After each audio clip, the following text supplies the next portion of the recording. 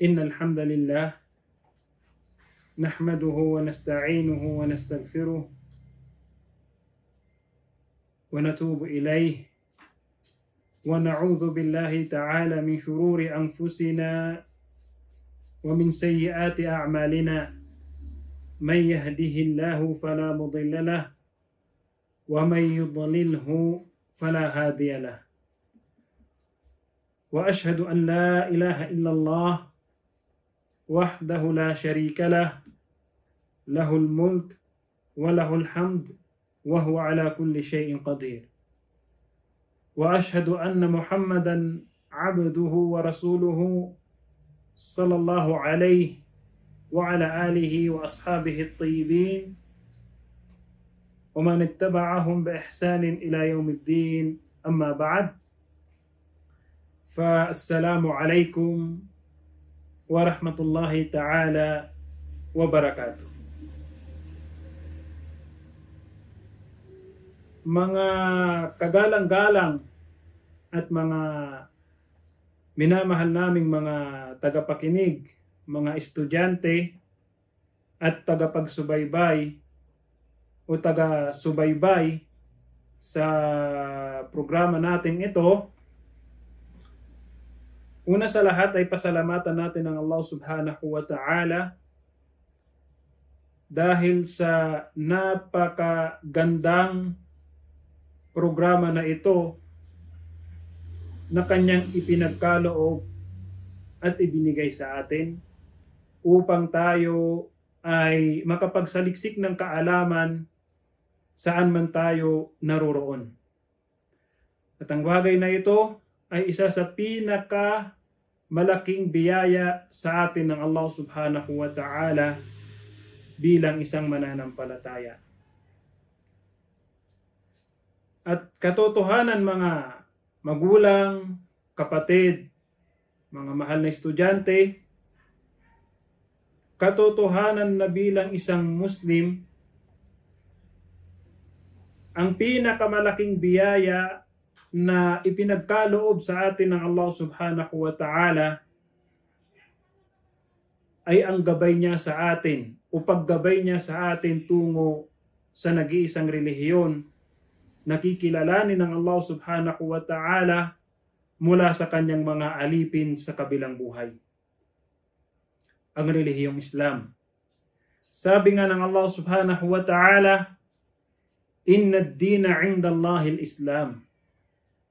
Ibig sabihin sa malapit na itong kahulugan, katotohanan na ang relihiyon para sa Allah subhanahu wa ta'ala ay ang relihiyong Islam.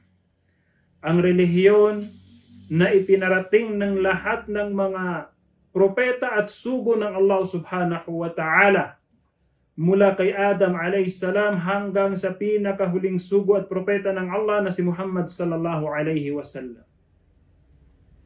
Ang nag-iisang relihiyon na tatanggapin ng Allah subhanahu wa ta'ala mula sa kanyang mga alipin sa kabilang buhay. Wala nang ibang relihiyon na tatanggapin ng Allah subhanahu wa ta'ala mula sa kanyang mga alipin sa kabilang buhay liban na lamang sa relihiyong Islam. Kaya naman sinabi ng Allah subhanahu wa ta'ala sa isa pang bersikulo mula sa Quran, وَمَنْ يَبْتَغِي غَيْرَ الْإِسْلَامِ دِينًا فَلَنْ يُقْبَلَ مِنْهُ وَهُوَ فِي الْآخِرَةِ مِنَ الْخَاسِرِينَ. Sa malapit na itong kahulugan ng sabi ng Allah subhanahu wa ta'ala, at sino man ang kanyang tatahakin ang ibang relihiyon liban sa relihiyong Islam, ay hindi ito tatanggapin ng Allah subhanahu wa ta'ala mula sa kanya sa kabilang buhay. Bagkos ang taong ito na tatahak sa liban sa relihiyong isa at ipapasok ng Allah subhanahu wa ta'ala sa naglalagablab na apoy ng impyerno. Kaya't alhamdulillah, nararapat lamang sa atin na pasalamatan natin ang Allah subhanahu wa ta'ala dahil kabilang tayo sa mga alipin ng Allah subhanahu wa ta'ala na kanyang ginabayan tungo sa tamang landas. Ang landas na maghahatid sa atin sa pagkalugod ng Allah subhanahu wa ta'ala at kapatawaran ng Allah subhanahu wa ta'ala ang landas ng relihiyong Islam. At kabilang mga alipin ng Allah subhanahu wa ta'ala, mga mahal na estudyante, sa biyaya sa atin ng Allah subhanahu wa ta'ala ay ang pagpapadala niya sa atin sa kanyang huling sugo at propeta na si Muhammad sallallahu alaihi wasallam. Ang sugo na ipinadala sa atin ng Allah subhanahu wa ta'ala upang maging mabuting ehemplo, upang maging huwaran ng bawat isa sa atin sa mga bagay-bagay dito sa mundo. Maging huwaran natin sa ating pag-uugali, sa ating pakikitungo sa ibang tao, sa ating pagsamba sa Allah subhanahu wa ta'ala. Dahil katotohanan na ang isang bagay na ginawang kondisyon ng Allah subhanahu wa ta'ala upang maging katanggap-tanggap ang anumang ibadah ng sino man sa atin ay maging alinsunod ito sa sunnah ng Propeta Muhammad sallallahu alaihi wasallam. Na kung saan sino man ang gumawa ng anumang klase ng ibada na hindi alinsunod sa sunnah ng Propeta Muhammad sallallahu alaihi wasallam ay kailanman hindi ito tatanggapin mula sa kanya ng Allah subhanahu wa ta'ala. Dahil nga ang Propeta Muhammad sallallahu alaihi wasallam ang huwaran natin sa lahat ng mga bagay-bagay, sa lahat ng ating mga gawain. Kaya't ang nararapat sa isang Muslim, gawin niya ang kanyang makakaya upang masunod niya ang mga turo at sunnah ng Propeta Muhammad sallallahu alaihi wasallam upang nang sa ganon ay mas mapalapit rin siya sa Allah subhanahu wa ta'ala. Sabi nga ng Allah subhanahu wa ta'ala, "Ulaika alladhina hadallah fabihudahu muqtadih." Ibig sabihin, sabi ng Allah subhanahu wa ta'ala, silang mga sugo, silang mga propeta, sila yaong mga ginabayan ng Allah subhanahu wa ta'ala. Kaya't sundin nyo ang kanilang gabay. Sundin nyo ang kanilang yapak.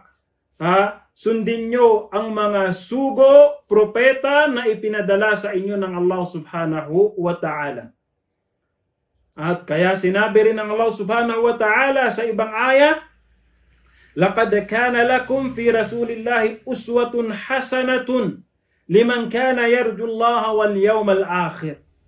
Ibig sabihin, sabi ng Allah subhanahu wa ta'ala, katotohanan na para sa inyo o kayong mga mananampalataya ang mabuting huwaran sa Propeta Muhammad sallallahu alaihi wasallam. Para sa sinumang nagnanais ng gantimpala ng Allah subhanahu wa ta'ala at mga biyayang makakamit sa kabilang buhay. Para sa sino mang nagnanais na siya ay mapalapit sa Allah at para sa sino mang nagnanais na magkamit ng mga nagsisilakihang gantimpala mula sa Allah subhanahu wa ta'ala sa kabilang buhay. Kaya't nararapat mga alipin ng Allah sa bawat isa sa atin na gawin nating huwaran ang Propeta Muhammad sallallahu alaihi wasallam dahil walang bagay na itinuro sa atin ng Propeta Muhammad sallallahu alaihi wasallam liban na lamang na andirito sa bagay na ito ang kabutihan natin, ang maslahan natin dito sa mundo hanggang sa kabilang buhay dahil ang relihiyong Islam ay relihiyong kumpleto. Walang bagay na iniwan ng Islam liban na lamang na ito ay kinumpleto ng Allah at itinuro sa atin ng Propeta Muhammad sallallahu alaihi wasallam. At katotohanan ng Propeta Muhammad sallallahu alaihi wasallam, isang tao na katulad natin. At sa landas ng pagpaparating niya ng relihiyong Islam sa atin ay napakarami ng mga pagsubok na kanyang pinagdaanan. Pagsubok na mga masasakit na pagsubok mula sa Allah subhanahu wa ta'ala, na kung saan maaring masabi natin na walang sino man mula sa mga tao ang nakaranas ng mga pagsubok na pinagdaanan ng Propeta Muhammad sallallahu alaihi wasallam para lamang maiparating niya ang relihiyong Islam sa kanyang nasyon.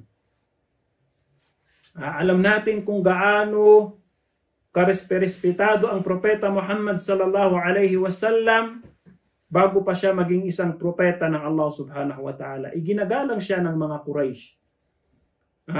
Rinirespeto at minamahal siya ng mga Quraysh. At dahil sa sobrang paniniwala nila sa mga sinasabi sa kanila ng Propeta Muhammad sallallahu alaihi wasallam bago pa maging propeta ang Propeta Muhammad sallallahu alaihi wasallam, maraming mga problemang nangyayari sa kanila na ginagawa nilang tagapaghukom sa kanila ang Propeta Muhammad sallallahu alaihi wasallam, na kung ano man ang hukom na ibibigay sa kanila ng propeta ay paniniwalaan nila.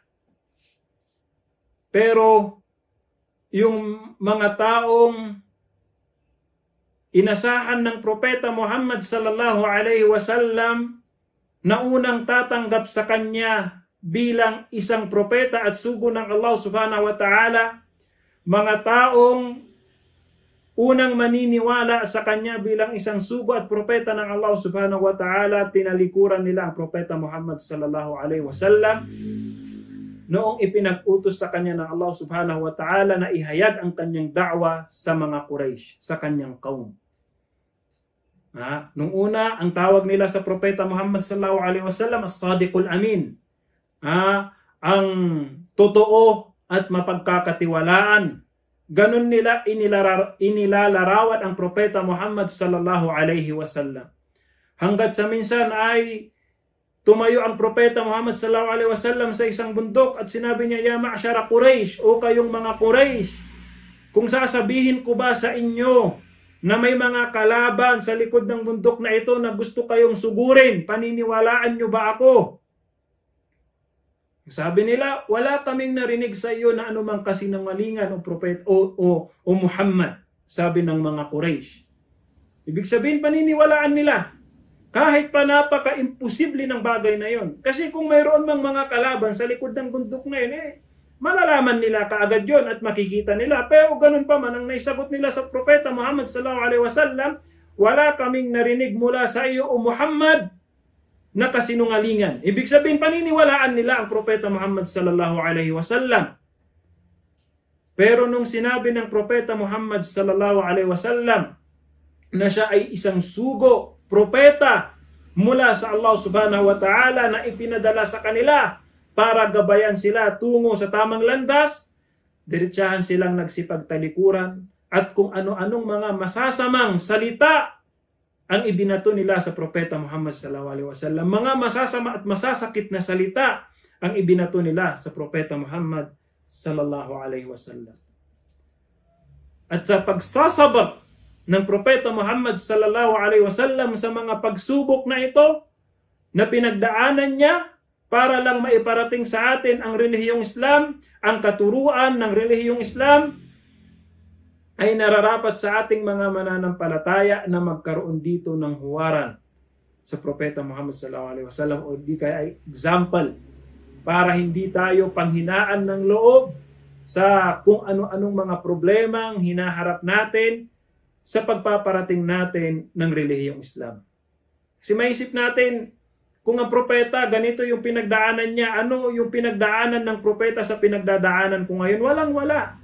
Bakit kinaya ng Propeta Muhammad sallallahu alaihi wasallam at nasabar yun ng Propeta Muhammad sallallahu alaihi wasallam, at ang nararapat din sa akin ay sabarin ko, tiisin ko ang lahat ng mga pagsubok na ito para lamang sa Allah subhanahu wa ta'ala, para maiparating ko ang relihiyon ng Islam sa mga tao.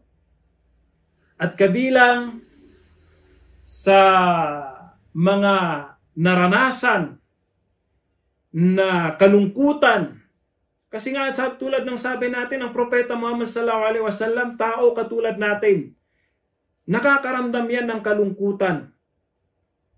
Sabi nga ng Allah subhanahu wa ta'ala, "Kul innama ana basharum mithlukum." Sabihin mo sa kanila, O Muhammad, na ikaw ay isang tao tulad nila. Kung ano ang nararamdaman nila, nararamdaman mo. Kung ano ang mga pagsubok na pinagdaraanan nila, mga problemang pinagdaraanan nila, pinagdadaanan mo rin, O Muhammad.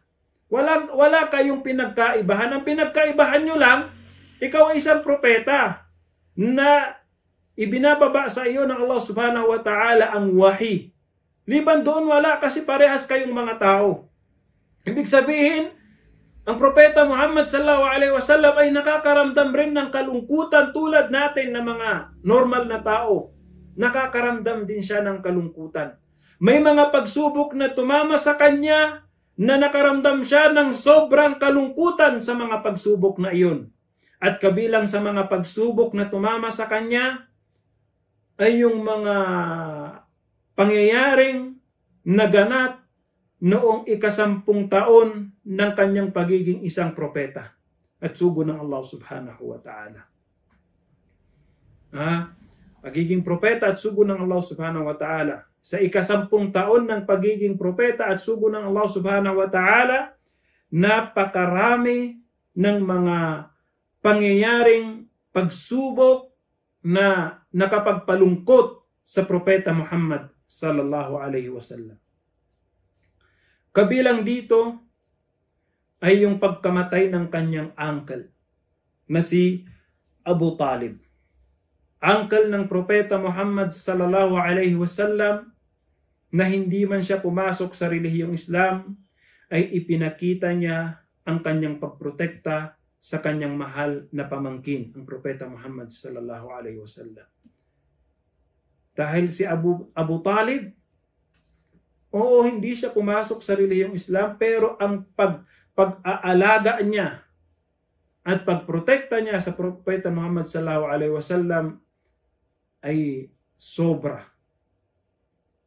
Na kung saan ilang beses siyang sinubukang lapitan ng mga Quraysh, nila Abu Jahal, at kinausap nila na talikuran niya ang propeta Muhammad sallallahu alaihi wasallam, iwanan niya ang propeta Muhammad sallallahu alaihi wasallam, pero hindi niya ito tinanggap mula sa kanila.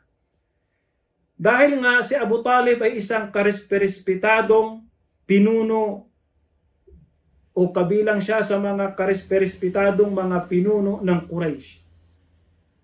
At dahil nga sa siya ay irinirespeto nila, ay hindi nila magawang galawin ang propeta Muhammad sallallahu alaihi wasallam na andyan si Abu Talib. At nakikita ng mga Quraysh ang mga taong, mga Arabo, at ilan sa mga Quraysh na pumapasok sa relihiyong Islam, sa relihiyon na ipinaparating ng propeta Muhammad sallallahu alaihi wasallam.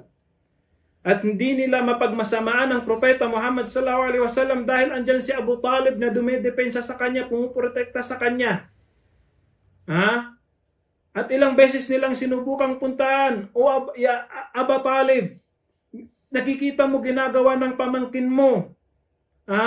Dinadaawahan niya yung mga tao palabas sa relihiyon ni Abdul Muttalib, relihiyon ng ating mga ninuno. At ipinaparating niya sa kanila ang pagsamba sa nag-iisang Panginoon daw.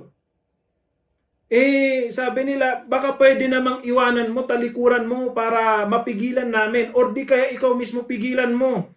Or di kaya hanggang sa nasabi nila, minsan palitan namin siya sa iyo. Dahil sa mahal mo ang Muhammad, si Muhammad, palitan namin siya sa iyo ng isang napaka magandang lalaki at malakas na lalaki para lang iwanan mo at itakwil mo." Pero hindi ito ni minsan tinanggap sa kanila ni Abu Talib. Bagkus nagpatuloy si Abu Talib sa pagprotekta sa kanyang mahal na pamangkin na si Muhammad sallallahu alaihi wasallam.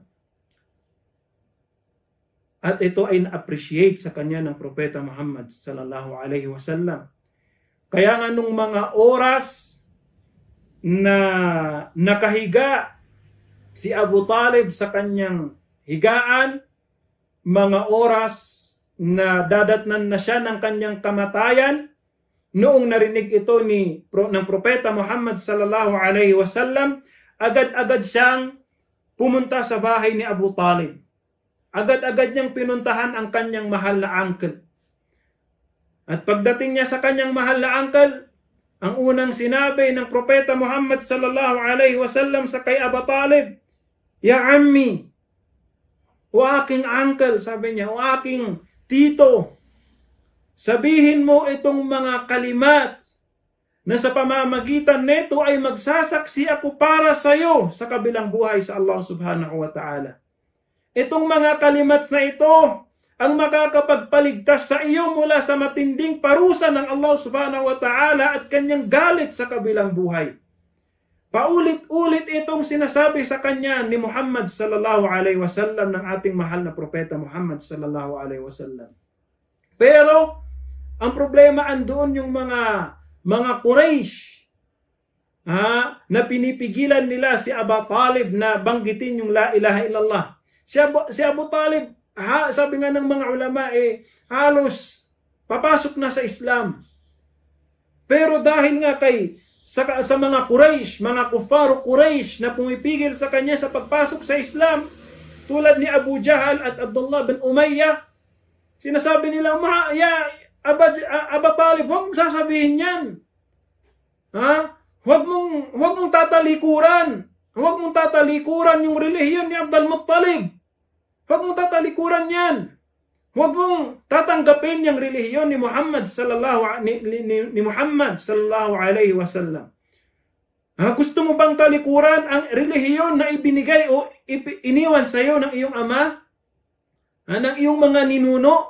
At tatanggapin mo yung relihiyon na ipinaparating sa iyo at sinasabi sa iyo ni Muhammad, huwag mong gagawin yan, o Abu Talib. At dahil nga doon, dahil sa pamimilit nila ni Abu Jahal at Abdullah bin Umayyah kay Abu Talib na huwag tanggapin yung relihiyon ni Muhammad sallallahu alaihi wasallam, sa bandang huli ay sinabi ni Abu Talib, ako ay sa relihiyon ni Abdul Muttalib. Ibig sabihin, hindi niya tinanggap hanggat sa kahuli-hulian ng kanyang buhay ang relihiyon na ipinaparating sa kanya ng Propeta Muhammad sallallahu alaihi wasallam. Kaya isang matututunan natin mula doon sa kwento ni Abu Talib na katotohanan bilang isang Muslim, nararapat sa atin na piliin natin kung sino ang pwede nating kaibiganin. Dahil hindi lahat ng tao pwede mong gawing best friend. Hindi mo pwedeng gawing kaibigan. Dahil maraming mga taong kapag ginawa mong kaibigan, hindi ka niya mahihila tungo sa kabutihan, bagkus mahihila ka niya tungo sa kasamaan.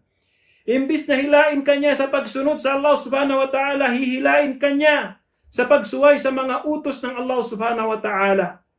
Maraming mga tao dyan na imbis na sabihin niya sa iyo, alikat pumunta tayo sa masjid, nagsala tayo dahil narinig na natin ang adhan. Maraming tao dyan na sasabihin pa sa iyo, mamaya na lang, may oras pa. Halika muna dito, magsugal muna tayo. Or di kaya maglaro muna tayo ng computer mamaya na yan. O di kaya, yung mga customer mo, kapag pumunta ka dyan, mawawala na yung mga customer mo. Kaya dapat piliin natin kung sino yung ating kakaibiganin. Tulad ni Abu Talib. Dahil nga sa kanyang mga kasamahan na mga kuffar, mga musyrikun, naging dahilan sila para hindi siya pumasok sa relihiyong Islam. At sabi nga ng Propeta Muhammad sallallahu alaihi wasallam, "Al-mar'u ala dini khalilihi, falyanzur ahadukum ila man yukhalilhu." Ang tao ay dumedepende sa pag-uugali ng kanyang kaibigan. Kaya tignan at piliin ng sino man sa inyo kung sino ang kanyang kakaibiganin. Piliin mo kung sino yung kakaibiganin mo, yung araw-araw mo magiging kasama. Yung araw-araw mong magiging kaibigan. Yung magpapayo sa iyo ng gumawa ng mabuting gawain. Pero hindi naman ibig sabihin nito na pakikitunguhan mo ng hindi maganda yung mga hindi mananampalataya or di kaya yung mga hindi maganda ang kanilang pag-uugali. Hindi ibig sabihin na pakikitunguhan mo sila ng masama. Dapat pakitunguhan mo pa rin sila ng mabuti. At yun yung itinuro sa atin ng Islam. Ang pakikitungo ng mabuti sa lahat ng mga tao. Mapamananampalataya man yan, hindi mananampalataya, pakitunguhan mo sila ng mabuting pakikitungo. At baka sakaling sa pagiging mabuti mo sa kanila, baka sakaling sa pag-uugali mong mabuti sa kanila, ay maging dahilan yun para maingganyo silang pumasok sa relihiyong Islam. At ganun din, ang ibig sabihin nun, tignan mo kung sino yung taong palagian mong makakasama. Yung palagi mong nakakausap, palagi mong kasama, saan ka man pumunta, nandyan siya, piliin mo yung mabuting kaibigan. Piliin mo yung mabuting kasama na hindi ka hihilain sa paggawa ng masamang bagay. Huwag mong pipiliin yung taong, halika nga, may nakita akong number dito ng isang babae, baka gusto mong makuha para maging ka-textmate mo. Yung ganyang klase ng lalaki or ng taong iwasan mo. Dahil hindi kanya nakukuha sa paggawa ng mabuting gawain, bagkus nakukuha kanya sa paggawa ng isang bagay na ipinagbabawal ng Allah subhanahu wa ta'ala. Kung ikaw yung magpapayo sa kanya, walang problema. Nakakita ka yung isa sa mga kasama mo, mga kaibigan mo, halimbawa, gumagawa ng masama, naninigarilyo, lalapitan mo at payuan mo na huwag gumawa ng isang masamang bagay. Pero kung siya yung hihila sa'yo, yun yung iiwasan mo. Pero kung ikaw yung gagawa ng paraan para mahila mo siya mula doon sa masamang ginagawa niya patungo sa mabuting ginagawa, yun yung magandang gawin. Kahit tulad ng sabi natin, ang nararapat sa isang Muslim na tignan niya kung sino yung kanyang kakaibiganin.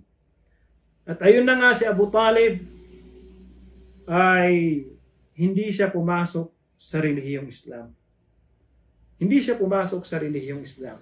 Kaya't noong napatunayan na ng Propeta Muhammad sallallahu alaihi wasallam na hindi papasok sa relihiyong Islam si Abu Talib, ang nasabi na lamang ng Propeta Muhammad sallallahu alaihi wasallam na hihingi niya ng kapatawaran ang kanyang uncle hanggat sa hindi siya dito pagbawalan. Ibig sabihin, ang uncle ni Muhammad sallallahu alaihi wasallam ay isang kafir. At sabi ng Propeta Muhammad sallallahu alaihi wasallam, dahil nga sa hindi siya pumasok sa Islam, ang sabi ng Propeta Muhammad sallallahu alaihi wasallam, ihihingi niya ng kapatawaran si Abu Talib sa Allah subhanahu wa ta'ala mula sa kanyang mga kasalanan hanggat sa hindi siya dito pagbawalan ng Allah subhanahu wa ta'ala. Pero hindi yun po pwede sa isang Muslim. Hindi po pwede sa isang Muslim na ihingi ng kapatawaran ang isang kafir mula sa kanyang mga kasalanan. Kaya nga, ang sabi ng Allah subhanahu wa ta'ala nung sinabi yun ng Propeta Muhammad sallallahu alaihi wasallam, "Ma kana lin-nabiy wal-ladhina amanu an yastaghfiru lil-mushrikeen walau kanu uli qurba min ba'di ma tabayyana lahum annahum ashabul jahim."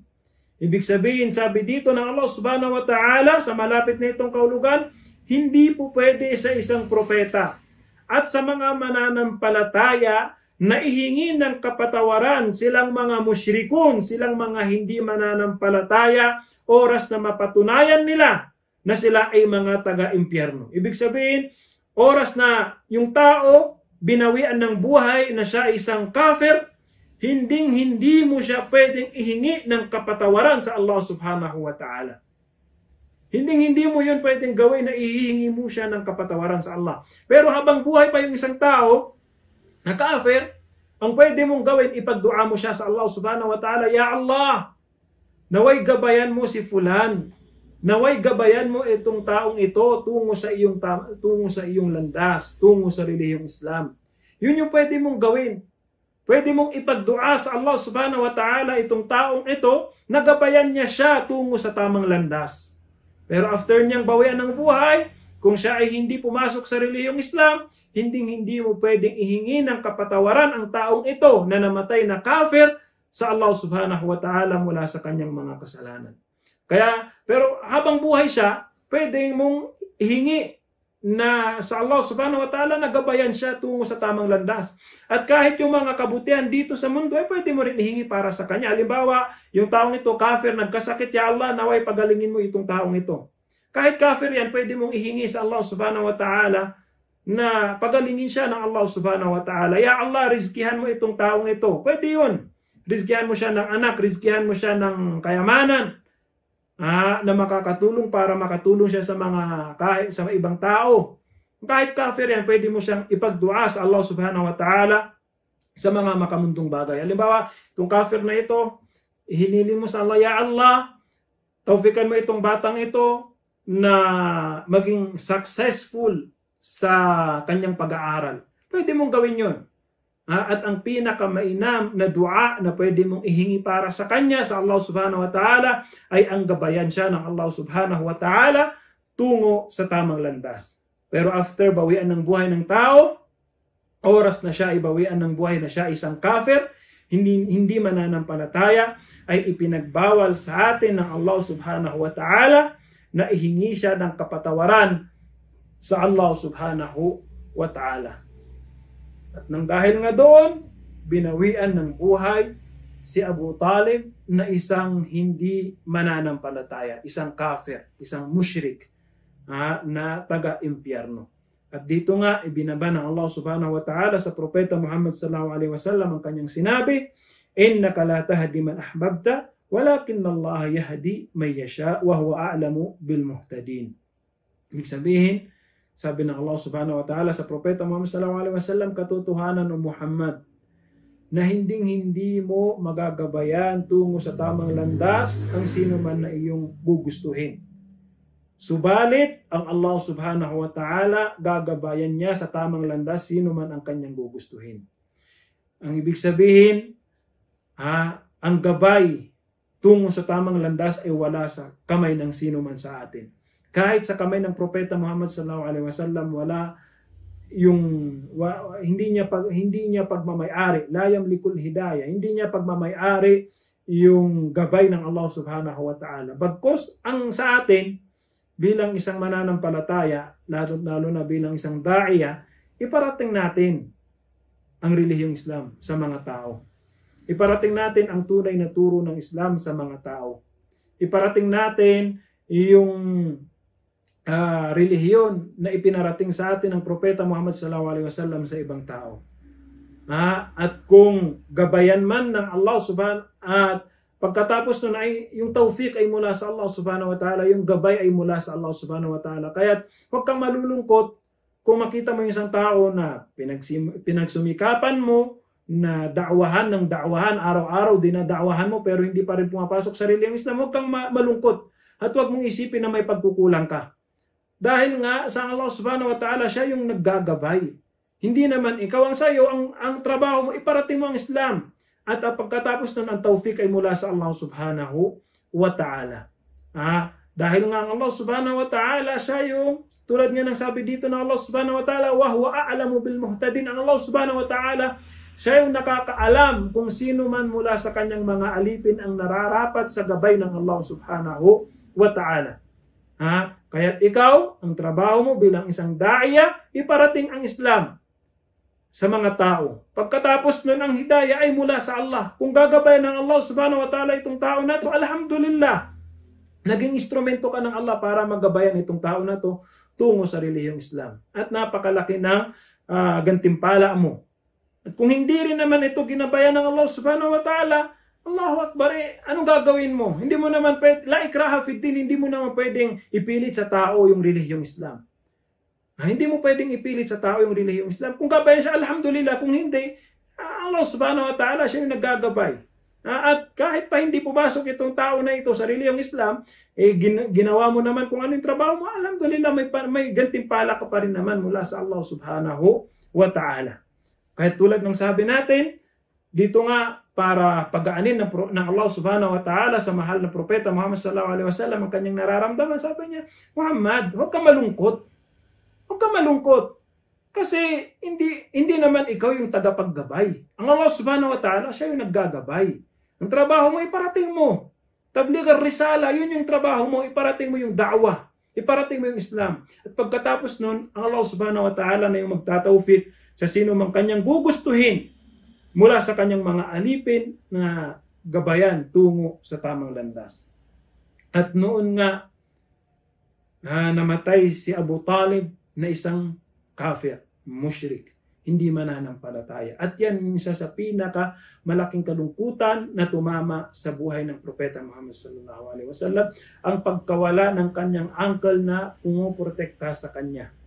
Kaya't nga noong namatay ang kanyang uncle, nag-umpisa ng tumindi yung panghahamak, pananakit at mga pagpigil sa kanya ng mga Quraysh sa kanyang da'wa. Hanggat sa minsan nga may isang Quraysh, nilagyan niya ng buhangin lupa yung ulo ng Propeta Muhammad sallallahu alaihi wasallam. Kumbaga yung mga ninanais ng mga Quraysh na gawin laban sa Propeta Muhammad sallallahu alaihi wasallam nung buhay pa si Abu Talib, nung namatay si Abu Talib ay nabuksan sa kanila yung pintuan. Nabuksan sa kanila yung pintuan para hamakin nila at pinsalain nila ang mahal na Propeta Muhammad sallallahu alaihi wasallam. Kahit nung nawala si Abu Talib, namatay si Abu Talib, dumanas ng iba't ibang klase ng pananakit at panghahamak, pang-aapi ang Propeta Muhammad sallallahu alaihi wasallam mula sa kanilang mga Quraysh. Minsan, ang Propeta Muhammad sallallahu alaihi wasallam linagyan nila ng buhangin. Isang Quraysh, isang tao, isang kafir, nilagyan niya ng buhangin lupa ang ulo ng Propeta Muhammad sallallahu alaihi wasallam. At pumasok ang Propeta Muhammad sallallahu alaihi wasallam sa kanyang bahay na nasa kanyang ulo yung lupa o buhangin na iniligay ng isang kafir sa kanyang ulo. At sinalubong siya ng anak, ang Propeta Muhammad sallallahu alaihi wasallam ng isa sa kanyang mga anak na babae at hinugasan niya ang ulo ng Propeta Muhammad sallallahu alaihi wasallam habang umiiyak itong anak niyang babae. At sabi ng Propeta Muhammad sallallahu alaihi wasallam, huwag kang umiyak, tahan na. Tahan na. Huwag ka nang umiyak. Tigil mo na yung pag-iyak mo dahil katotohanan na Allah subhanahu wa ta'ala siya ang puprotekta sa iyong ama, sa iyong tatay, sa Propeta Muhammad sallallahu alaihi wasallam. At nasabi ng Propeta Muhammad sallallahu alaihi wasallam na noong nabubuhay pa si Abu Talib ay walang nagawang hindi maganda at hindi kanais-nais ang mga Quraysh laban sa Propeta Muhammad sallallahu alaihi wasallam tulad ng ginawa nila sa kanya nung mga oras na iyon. Ibig sabihin nung nabubuhay pa si Abu Talib, hindi nila nakayang pagmasamaan ang propeta. Kumbaga napagsasabihan lang nila, manahimik ka dyan, siraulo ka, isa kang manloloko, isa kang mangkukulam, mga hanggang salita lang sila. Pero hindi nila na physical na nasaktan ng Propeta Muhammad sallallahu alaihi wasallam noong buhay pa si Abu Talib. Pero nung namatay si Abu Talib, kung ano-ano ng mga pananakit ang ginawa nila sa Propeta Muhammad sallallahu alaihi wasallam. Kabilang nga dito yung sinabi natin na minsan nilagyan nila ng buhangin lupa yung ulo ng Propeta Muhammad sallallahu alaihi wasallam, panliliit sa kanya, at hindi nga nila nagagawa yun nung buhay pa si Abu Talib. Yan yung isang bagay na tumama sa Propeta Muhammad sallallahu alaihi wasallam na kalungkutan noong 10 taon ng kanyang pagiging propeta at sugo ng Allah subhanahu wa ta'ala.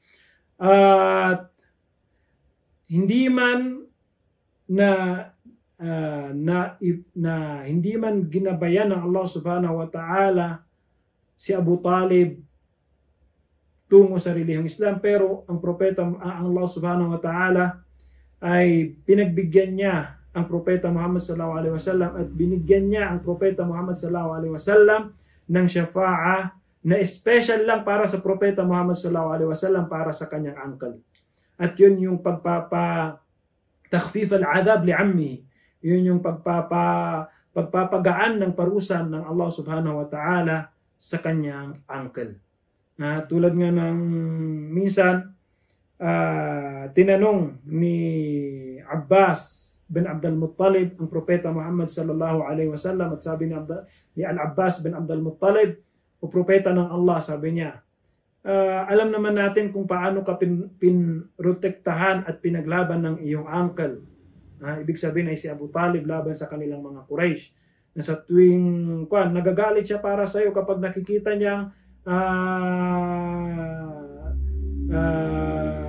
pinag-uusapan ka or pinipinsala ka or may ginagawang masama sa iyo, itong mga Quraysh, Kufar Quraysh, ay nagagalit siya. Ibig sabihin ipinagtatanggol ka niya laban sa kanila. Kumbaga yung pagtatanggol niya ba at pagprotekta niya sa iyo ay mayroon ka bang naisukli sa kanya, or mayroon ba itong pwedeng naging kapalit mula sa iyo para sa kanya? Sabi ng propeta Muhammad sallallahu alaihi wasallam, oo, sabi niya. Kasi ngayon, sabi niya, siya ay nasa mababaw na kaparusahan sa impyerno. Nasa mababaw siya na kaparusahan sa impyerno. Nasa mababaw na kaparusahan ang aking uncle sa impyerno, na kung saan kung hindi dahil sa akin, siya ay mapapapunta sa pinakailalim na parte ng impyerno, fitarkil asfali minan nar. At alam natin ang impyerno ay din yan, by level din niya pababa. At kung hindi nga raw dahil, sabi ng propeta Muhammad sallallahu alaihi wasallam, sa kanya ay mapapabilang si Abu Talib sa pinaka mababang parte ng impyerno. Ibig sabihin, pinakamatinding parusa sa impyerno. Pero dahil sa propeta Muhammad sallallahu alaihi wasallam, pinagaan ng Allah subhanahu wa ta'ala para kay Abu Talib yung kanyang parusa sa impyerno. Pero hindi ibig sabihin na hindi masakit o hindi matindi ang parusa ni Abu Talib. Matindi ang parusa ni Abu Talib. Sabi nga ng mga ulama, yung pinaka mababang klase ng parusa sa impyerno kung ipaparusa sa tao dito sa mundo ay diretsong mamamatay ang tao. Kumukulo yung utak, yung utak ng tao sa impyerno. Kaya hindi man siya napunta sa pinakamalalim, pero walang dudang yung parusa niya ay napakatinding parusa pa rin sa kabilang buhay, at yung kanyang parusa ay hindi mapuputol. Panghabang buhay pa rin yung kanyang parusa. Dahil nga siya ay namatay bilang isang kafir, isang mushrik sa Allah subhanahu wa ta'ala. Yan yung isang bagay na dinanas ng propeta Muhammad sallallahu alaihi wasallam na kalungkutan, naramdaman niyang kalungkutan noong ika-10 taon ng kanyang pagiging propeta at sugo ng Allah subhanahu wa ta'ala. At kabilang din sa mga dinanas o naramdaman o pagsubok na tumama sa propeta Muhammad sallallahu alaihi wasallam noong ika-10 taon ng kanyang pagiging propeta ay yung pagkamatay ng kanyang asawa na si Khadija radiyallahu ta'ala anha. At alam natin kung gaano kainam si Khadija radiyallahu ta'ala anha para sa mahal na propeta Muhammad sallallahu alaihi wasallam. Ang nag-iisang babaeng, pwede natin sabihin na ang pinakaunang babaeng sumuporta sa da'wa ng propeta Muhammad sallallahu alaihi wasallam nung mga oras na tinalikuran siya ng kanyang kaum. Si Khadija radiyallahu ta'ala anha, ang asawa ng propeta Muhammad sallallahu alaihi wasallam, ang pinakaunang babaeng pumasok at yumakap sa relihiyong Islam noong tinalikuran ng mga tao ang propeta Muhammad sallallahu alaihi wasallam. Siya ang pinagsusumbungan or kinakausap at hinihingan ng propeta Muhammad sallallahu alaihi wasallam ng mga ng fikra o ng tulong sa tuwing siya ay may mga problema. Sa kanya sinasabi ng propeta Muhammad sallallahu alaihi wasallam, tulad nung unang beses na dumating sa kanya si Jibril alayhis salam, sa sobrang takot ng propeta Muhammad sallallahu alaihi wasallam doon sa nakita niya si Jibril, ay kanino siya pumunta? Bumalik siya sa kanyang bahay, bumalik siya kay Khadija radhiyallahu ta'ala anha. Sabi niya, zammiluni, sabi niya sa kanyang asawa. Ibig sabihin, Propeta Muhammad sallallahu alaihi wasallam, sobrang ang pagtitiwala niya, pagmamahal niya sa kanyang asawa na si Khadija, at ganun din si Khadija radhiyallahu ta'ala anha, sobra ang kanyang pagsuporta sa Propeta Muhammad sallallahu alaihi wasallam at pagmamahal niya sa kanyang asawa na propeta ng Allah subhanahu wa ta'ala. At dahil nga doon, dahil sa pagsuporta niya sa Propeta Muhammad sallallahu alaihi wasallam, pagmamahal niya sa Propeta Muhammad sallallahu alaihi wasallam, mismo ang Allah subhanahu wa ta'ala nagpadala ng kanyang salam kay Khadija. Nung minsan nga, habang kausap ng Propeta Muhammad sallallahu alaihi wasallam si Jibril sa Jabal as-Safa, si Khadija naghanda ng pagkain para sa kanyang mister, para sa Propeta Muhammad sallallahu alaihi wasallam. At nung natapos niyang ihanda yung pagkain, lumabas siya at hinanap niyang Propeta Muhammad sallallahu alaihi wasallam. Nagtanong siya saan ang sugo ng Allah, saan ang Propeta Muhammad sallallahu alaihi wasallam, hanggat sa naituro sa kanya. Sabi niya, hanggat sa naituro sa kanya na andun siya sa Jabal as-Safa. Kung hindi tayo nagkakamali doon, andun siya sa Jabal as-Safa. Pagpunta niya doon, habang naglalakad siya, dahil nga sa katandaan na ni Khadija, tignan yung pagmamahalan nila ng Propeta Muhammad sallallahu alaihi wasallam, 25 years. Marami dyan, wala pang 10 taon. Dahil sa hindi para sa Allah subhanahu wa ta'ala yung kanilang pagmamahalan, wala pang 10 taon, naghihiwalay na. Pero ito, 25 years at sobra pa rin ang pagmamahalan nilang dalawa ng Propeta at ni Khadija radhiyallahu ta'ala anha, na kung saan hindi na kaya ng Propeta Muhammad sallallahu alaihi wasallam na mag-asawa ng ibang babae noong nabubuhay pa si Khadija radhiyallahu ta'ala anha, dahil sa kanyang pagmamahal at respeto sa kanyang asawa. At yun na nga, may katandaan na nun si Khadija, habang naglalakad papunta sa Propeta Muhammad sallallahu alaihi wasallam, nadapa siya. Nung nadapa siya, napansin ni Jibril alayhi salam si Khadija. Sabi na ni Jibril sa Propeta Muhammad sallallahu alaihi wasallam, andyan si Khadija. Sabi niya, andyan si Khadija na may dala-dalang pagkain para sa iyo. Pag dumating sa iyo, sabi ni Jibril sa Propeta Muhammad sallallahu alaihi wasallam, sabihin mo sa kanya na nagpadala sa kanya ng salam ang Allah subhanahu wa ta'ala. Masya Allah. Ang Allah subhanahu wa ta'ala mismo ang nagpadala ng salam kay Khadija. At yun na nga, habang papunta o pagdating ni Khadija sa Propeta Muhammad sallallahu alaihi wasallam, niyakap ng Propeta Muhammad sallallahu alaihi wasallam si Khadija. Sabi niya, andito si Jibril. Sabi ng Propeta Muhammad sallallahu alaihi wasallam kay Khadija. At sabi niya, nagsabi siya sa akin na ipinapaabot sa iyo ng Allah subhanahu wa ta'ala ang kanyang salam. Sabi ni Khadija, huwas salamu minhus salam. Sabi ni Khadija radhiyallahu ta'ala anha. At nung nasabi yon ng Propeta Muhammad sallallahu alaihi wasallam kay Khadija, at nasagot ni Khadija yon, sabi niya, wassalamu minhus salam. Sabi niya, at si Jibril sabi niya ulit sa Propeta, at sabihin mo rin sa kanya na kahit ako ay nagsasalam sa kanya. Iparating mo rin kay Khadija na kahit ako ay nagsasalam sa kanya. At yun sabi ng Propeta Muhammad sallallahu alaihi wasallam kay Khadija, at mismo kahit si Jibril ay nagpaparating ng salam sa iyo. At sabi ni Khadija, wa alayhi salam. Sabi ni Khadija.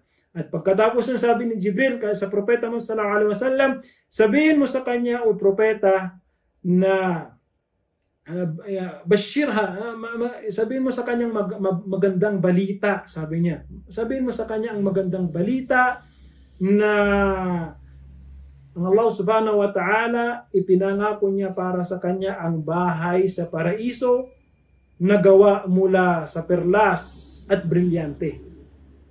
Mula sa perlas, minal lu'lu wal yaqut. Mula sa perlas at mula sa brilyante. Sabi ng Propeta Muhammad, sabi ni Jibril sa Propeta Muhammad sallallahu alaihi wasallam. At yun na nga, at yung bahay niya sa paraiso, wala ditong ingay, walang sigawan dito. Kumbaga napakatahimik, walang sakit ng ulo. Di ba? Dito sa mundo, isa sa sakit ng ulo ng tao, yung sigawan sa loob ng bahay. Mga bata nagsisigawan, kung ano-anong klase ng sigawan sa loob ng bahay. Pero sabi ni Jibril, walang sigawan. Wala siyang maririnig na anumang sigawan sa paraiso or sa bahay niya sa paraiso, at walang hirap sa kanyang bahay sa paraiso. Sabihin, kumbaga, lahat, wala, kasarapan lang at kapanatagan lang ang mararamdaman niya doon sa bahay niya sa paraiso. Ganun kabigat at kalaki ang fadl ni Khadija radhiyallahu ta'ala anha.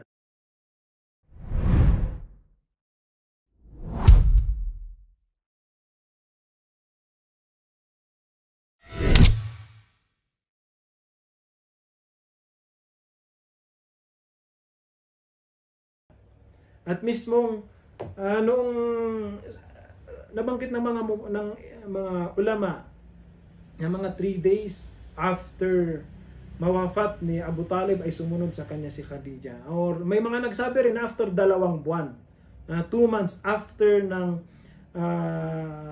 pagkamatay ni Abu Talib ay sumunod naman sa kanya si Khadija. At isipin nyo na lang kung gaano kabigat ang kalungkutan na naramdaman ng propeta. Yung 2 taong mahalaga para sa kanya na sumuporta at nagprotekta sa kanya, sa kanyang da'wa ay nawala sa loob lang ng 1 taon. La ilaha illallah.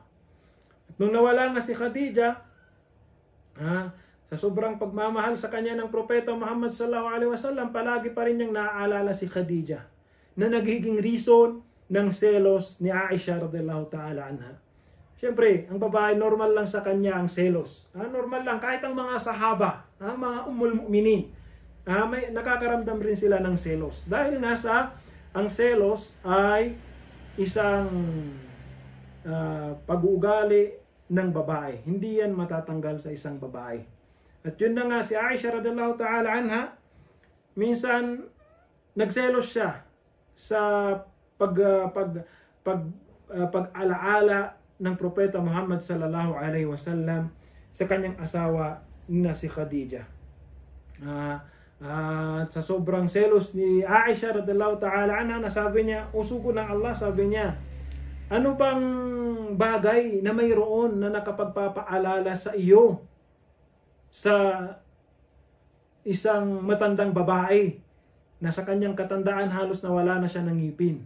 Sabi ni Aisha radhiyallahu ta'ala anha. At nasabi niya dahil sa sobrang selos niya, dahil sa nakikita niya sa propeta Muhammad sallallahu alaihi wasallam na mahal pa rin ng propeta Muhammad sallallahu alaihi wasallam si Khadija, at palaging naaalala ng propeta Muhammad sallallahu alaihi wasallam si Khadija.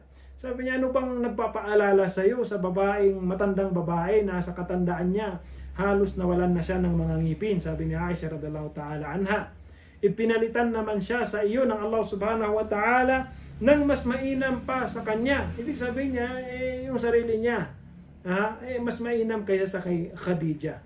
At alam natin kung gaano kamahal rin at kainam ni Aisha radhiyallahu ta'ala anha para sa propeta Muhammad sallallahu alaihi wasallam. Pero hindi nakapagpigil ang propeta Muhammad sallallahu alaihi wasallam at nasabi niya, wallah, sabi niya, hindi siya pinalitan ng Allah subhanahu wa ta'ala ng mas mainam sa kanya. Hindi siya pinalitan ng Allah subhanahu wa ta'ala ng mas mainam sa kanya. Siya yung pinakaunang babaeng nanampalataya sa akin, sabi ng propeta Muhammad sallallahu alaihi wasallam, noong tinalikuran ako at hindi ako pinaniwalaan ng mga tao. Siya yung pinakaunang babaeng naniwala sa akin nung pinasinungalingan ako ng mga tao. Siya yung babaeng sinuportahan niya ako. Sinuportahan niya ako maging sa kanyang kayamanan noong itinaboy at hindi ako pinakinggan ng mga tao. Siya yung babaeng mula sa kanya rinizkihan ako ng Allah subhanahu wa ta'ala ng mga anak noong hindi ito ibinigay sa akin ng Allah subhanahu wa ta'ala mula sa ibang babae. At alam naman natin na ang lahat ng mga anak ng propeta Muhammad sallallahu alaihi wasallam ay mula kay Khadija at mula kay si Ibrahim na mula kay Maria.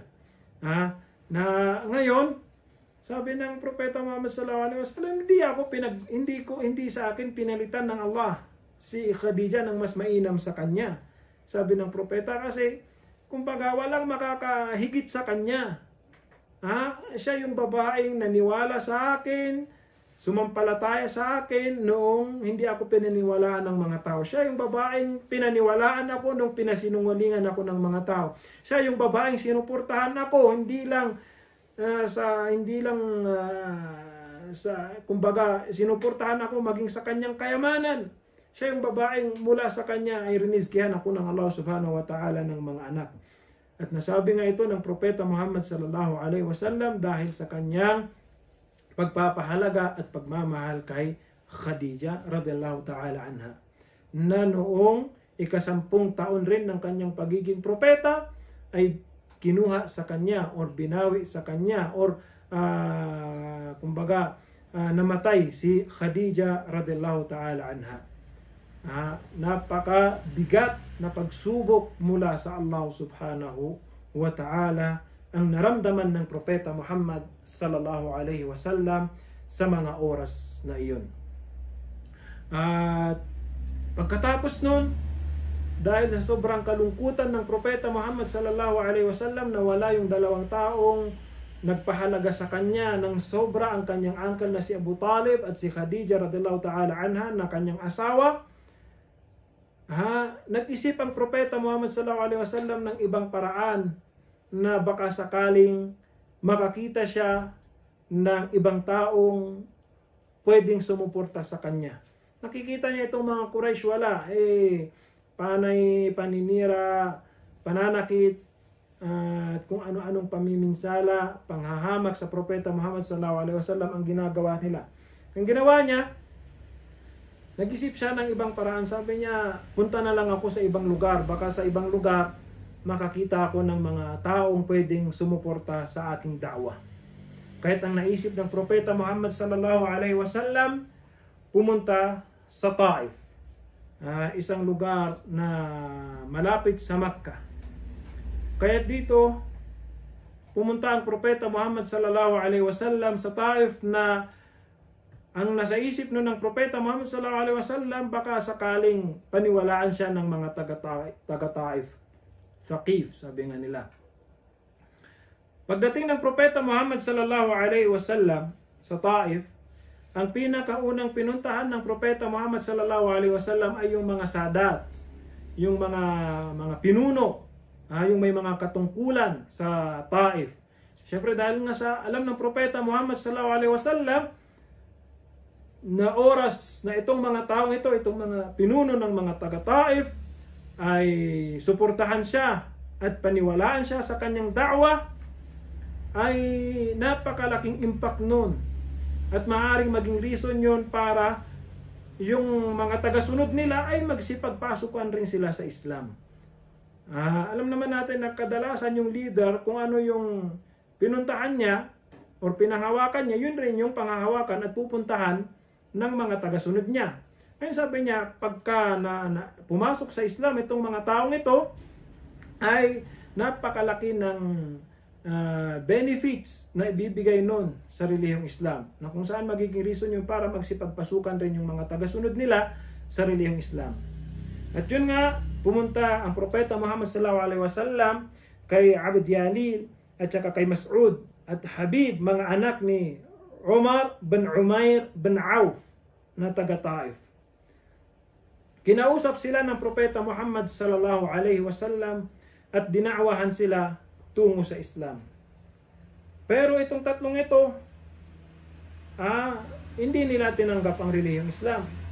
Ang sabi ng isa sa kanila, kung totoong sugo ka ng Allah, pupunitin ko ang cover ng Kaaba. Ibig sabihin, minaliit niya ang Propeta Muhammad sallallahu alaihi wasallam. Sabi niya, kung totoong sugo ka nga ng Allah, ay pupunitin ko ang damit ng Kaaba. Yung cover ng Kaaba. Sabi naman ng isa, wala bang ibang nahanap ang Allah na magpaparating ng relihiyon niya liban sa iyo? Kumbaga mga panliliit, istihza, wal ihana bil Rasul sallallahu alaihi wasallam. Yun yung ginawa nila. Imbis na paniwalaan nila, hindi nila pinaniwalaan, minaliit nila ang Propeta Muhammad sallallahu alaihi wasallam. Sabi nung isa, kung totoong suko ka ng Allah, pupunitin ko ang cover ng Kaaba, ang damit ng Kaaba. Sabi naman nung isa, wala bang ibang taong nahanap ang Allah subhanahu wa ta'ala para iparating sa amin ang kanyang relihiyon liban sa iyo? Sabi naman ng isa, kung totoong propeta ka nga ng Allah, delikadong pakinggan ko ang sinasabi mo. At kung hindi ka propeta ng Allah, ay mas hindi naman nararapat sa akin na pakinggan ang mga sinasabi mo.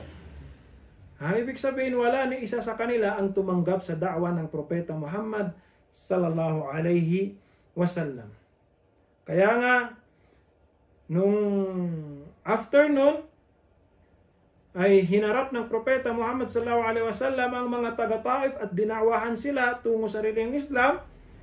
Nanatili dito ang Propeta Muhammad sallallahu alaihi wasallam ng ilang araw na nagdada'wa para sa kanila tungo sa relihiyong Islam, pero hindi nila pinaniwalaan ang Propeta Muhammad sallallahu alaihi wasallam, bagkus sinaktan nila ang Propeta Muhammad sallallahu alaihi wasallam. Itinaboy nila ang Propeta Muhammad sallallahu alaihi wasallam, pinagbabato nila ang Propeta Muhammad sallallahu alaihi wasallam. Hanggang sa naitaboy nila ang Propeta Muhammad sallallahu alaihi wasallam, at napunta ang Propeta Muhammad sallallahu alaihi wasallam sa bustan or sa garden na ni Utbah at Shaybah, mga anak ni Rabi'ah. Pagdating dito ng Propeta Muhammad sallallahu alaihi wasallam, sumilong siya sa ilalim ng puno. Nagpahinga siya, sumilong siya sa ilalim ng puno para makapagpahinga. At habang nagpapahinga ang Propeta Muhammad sa ilalim ng puno, ay binanggit niya itong mga dua na ito. Ang sabi ng Propeta Muhammad sallallahu alaihi wasallam, Allahumma ilayka ashku da'fa quwwati wa qillata hilati wa hawani 'ala an-nas ya arhamar rahimin. Anta rabbul mustad'afin wa anta rabbi ila man takiluni ila ba'idin yatajahhamuni aw ila aduwin mallaktahu amri.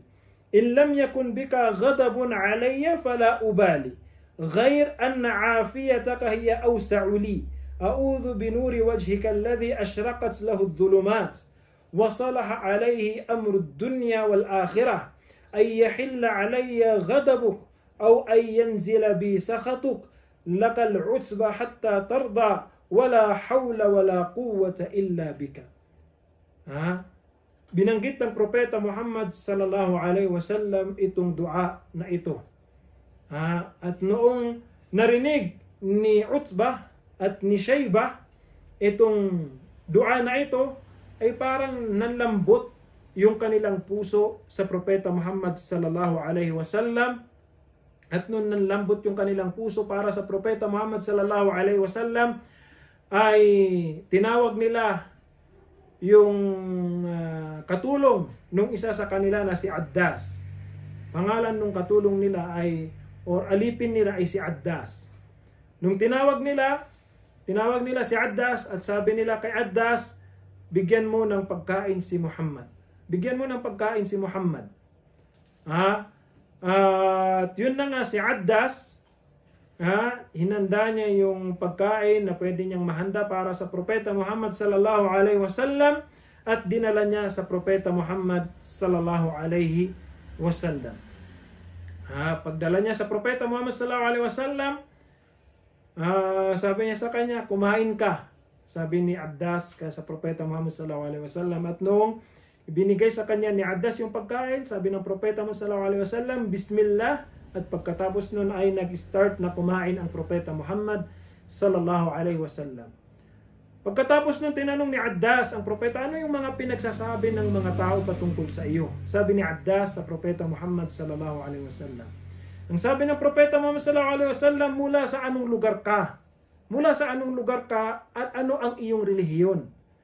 Tinanong ng Propeta si Addas, mula sa anong lugar ka at ano ang iyong relihiyon? Sabi ni Addas, ako ay mula sa Ninawa. Ako ay mula sa Ninawa, isang lugar sa Iraq. Sabi niya, ako ay mula sa Ninawa at ako ay isang Kristiyano. Sabi ni Addas sa Propeta Muhammad sallallahu alaihi wasallam. At nung narinig ng Propeta Muhammad sallallahu alaihi wasallam ang sagot ni Addas, ang sabi niya, ikaw ay mula sa lugar ng isang mabuting lalaki, mabuting tao na si Yunus bin Matta. Ikaw ay mula sa lugar ni Yunus. At sabi ni Addas, anong nalalaman mo kay Yunus? Anong nalalaman mo kay Yunus? Sabi ni Addas sa Propeta Muhammad sallallahu alaihi wasallam. At sabi ng Propeta Muhammad sallallahu alaihi wasallam kay Addas, yun ay aking kapatid. Siya ay isang propeta at ako ay propeta rin na katulad niya. At nung narinig ni Addas ang sinabi sa kanya ng Propeta Muhammad sallallahu alaihi wasallam, ay agad-agad niyang pinuntahan ng propeta, sinunggaban ng Propeta Muhammad sallallahu alaihi wasallam at hinalikan niya ang noo, kamay at paa ng Propeta Muhammad sallallahu alaihi wasallam. At nung nakita ni Utbah at ni Shaybah yung ginawa ni Addas, sabi nung isa sa kanila, tignan mo man ginawa ni Muhammad sa iyong alipin, siniraan niya pa. Siniraan niya. Pinapunta lang natin doon para pakainin si Muhammad. Ngayon, hinahalikan niya na si Muhammad. Kumbaga, hinalikan niya si Muhammad, ginawa niya yung ginawa niya kay Muhammad. At tinawag nila si Addas. Sabi nila, anong ginawa mo? Bakit mo ginawa yun? Sabi ni Addas sa kanilang dalawa, wala nang mas mainam sa ibabaw ng mundo kaysa sa kanya. Sinabi niya sa akin ang mga salita na walang nakakaalam nun liban lang sa isang propeta ng Allah subhanahu wa ta'ala. At siya ay propeta ng Allah subhanahu wa ta'ala. At sabi nila kay Addas, huwag kang maniniwala sa kanya. Wayhak, ya Addas, huwag kang maniniwala sa kanya. Huwag mong paniniwalaan yan dahil ang iyong relihiyon ay mas mainam kaysa sa kanyang relihiyon. Yun yung sabi nila kay Addas. At pagkatapos nga nun, aalis na ang Propeta Muhammad sallallahu alaihi wasallam sa Taif. Pero ang nangyari, nung papaalis na siya sa Taif, ay luminya ang mga taga-Taif at pinagbabato nila ang Propeta Muhammad sallallahu alaihi wasallam. Kahit yung mga bata, tinawag ng mga taga-Taif, sabi, pumunta kayo dito. Kahit yung mga Safi, pumunta kayo dito at pagbatuhin nyo yung taong yan, yung lalaki na yan. Hanggat sa nasabi na hindi naihakbang ng Propeta Muhammad sallallahu alaihi wasallam ang kanyang mga paa nang hindi siya binabato ng mga taga-Taif. At yun na nga, walang part ng katawan ng Propeta Muhammad sallallahu alaihi wasallam ang hindi nasugatan liban lamang sa kanyang mga palad. At nun nga, nakatakbo ang Propeta Muhammad sallallahu alaihi wasallam, nakatakas ang Propeta Muhammad sallallahu alaihi wasallam sa kanila nang duguan ang Propeta Muhammad sallallahu alaihi wasallam. At habang naglalakad ang Propeta Muhammad sallallahu alaihi wasallam, dahil nga sa kalungkutan na naman na naranasan ng Propeta Muhammad sallallahu alaihi wasallam, unang-una namatay ang kanyang uncle. Pagkatapos namatay ang kanyang asawa. Pagkatapos yung mga tao pinuntahan niya na nagbakasakali ang Propeta Muhammad sallallahu alaihi wasallam na tanggapin mula sa kanya ang kanyang da'wa, ay tinalikuran siya bagkus sinaktan siya ng mga tao yun. Anong klaseng kalungkutan na lamang ang tumama sa Propeta Muhammad sallallahu alaihi wasallam na sabi nga natin para siyang binagsakan ng langit at lupa sa kalungkutan na naramdaman niya. Parang nawala siya sa kanyang sarili hanggang sa siya ay naglalakad at umabot siya sa Qarnath Tha'alib. Pagdating niya dun sa Qarnath Tha'alib, hindi niya namalayan dahil nga alam naman natin, pag lungkot na lungkot ang tao, minsan aalis yan sa bahay niya or pupuntahan sa lugar or maglalakad-lakad yan na hindi niya alam kung saan na napupunta. Magugulat na lang siya, paano ako napunta sa lugar na to na hindi niya nalalaman. Yun nga, naglakad-lakad ang Propeta Muhammad sallallahu alaihi wasallam hanggang sa hindi niya namalayan, napunta na siya sa Qarnath Tha'alib. Pagdating niya doon sa lugar na yon, tinas niya ang kanyang ulo, tumingin siya sa kalangitan at nakita niya nga si Jibril alayhi salam. At si Jibril alayhi salam nagsabi sa kanya na narinig ng Allah subhanahu wa ta'ala, nakita ng Allah subhanahu wa ta'ala ang ginawa sa iyo ng iyong kaum. At ngayon, ipinadala at pinapunta ng Allah subhanahu wa ta'ala sa iyo ang anghel ng mga kabundukan na ito para gawin kung ano man ang gugustuhin mong gawin. Sabi, kumbaga itong anghel ng mga kabundukan na ito, ipinadala sila ng Allah subhanahu wa ta'ala para sundin kung ano man ang ipag-uutos mo sa kanila. Para gawin kung ano man yung gugustuhin mo. Sabi na ni Jibril sa Propeta Muhammad sallallahu alaihi wasallam. At yun nga, binati ng anghel yung Propeta Muhammad sallallahu alaihi wasallam at binati rin siya ng Propeta Muhammad sallallahu alaihi wasallam at sabi niya, ako ay ipinadala sa iyo, yung anghel ng mga kabundukan, sabi niya, ako ay ipinadala sa iyo ng Allah subhanahu wa ta'ala dahil nga sa nakita niya kung ano yung mga nangyari, narinig ng Allah subhanahu wa ta'ala kung ano man yung mga nangyari, at ginawa sa iyo ng iyong kaum. Ngayon, ipinadala ako sa iyo ng Allah para sundin kung ano yung sasabihin mo sa akin. Gusto mo bang itaob ko sa kanila? Sabi ng anghel na ito, gusto mo bang itaob ko sa kanila itong mga kabundukan na ito, itong dalawang bundok na ito?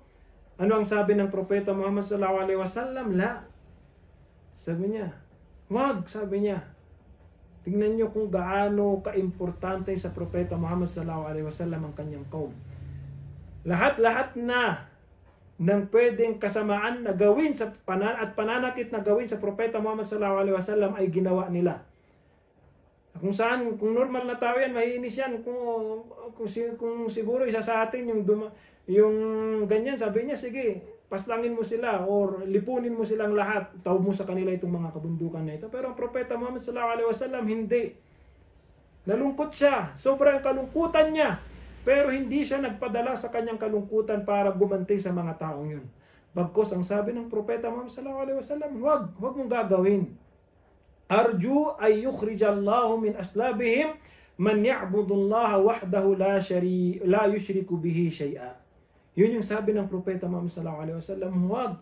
Bagkus hihilingin ko sa Allah subhanahu wa ta'ala na magpalabas ang Allah subhanahu wa ta'ala mula sa kanila ng mga taong sasambahin nila ang Allah subhanahu wa ta'ala at hindi nila ipagtatambal ang Allah subhanahu wa ta'ala.